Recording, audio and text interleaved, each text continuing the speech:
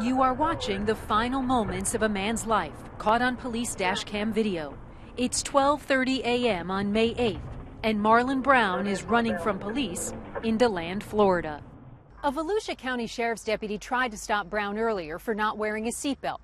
From there, DeLand police officer James Harris and another officer pick up the pursuit. Each in their own patrol car, they spot Brown down there at that intersection. They tail him all the way here until he makes the left on South Delaware Avenue. It's a dead end. Brown suddenly pulls his car over, jumps out, then takes off running through a vacant lot. Officer Harris stays on him. Eric Latinsky is Harris's lawyer. He was chasing a man down with a 4,000-pound car. He had to have realized there was a risk here. What my client is trying to do is drive towards the back of the lot where he can stop and then exit his vehicle. He's not attempting to strike anyone. A warning. What happens next is hard to watch. One final glance toward the oncoming police car, and Brown disappears beneath it. It all happens so fast. Brown is only on foot for about 6 seconds. Moments later, the other officer looks under the car with a flashlight. Then they attempt to get the car off Brown. Hey, we gotta back this car up now. Can we pick it up? By the time fire rescue crews arrive to lift the car, the 38-year-old father of two is dead.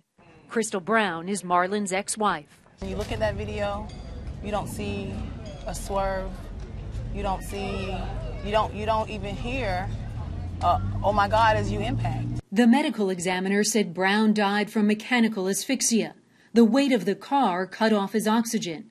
The ME also found no evidence that he was struck by the vehicle. No skull fractures or pelvic fractures, ruling that Brown slipped and fell. And only then did the police car come to a stop on top of him. He ruled the death accidental. I don't buy it one bit. We see Marlon sitting up directly in front of the car. He sees the car coming. He lost his footing and he fell down. And that was because of the wet turf and the loose dirt.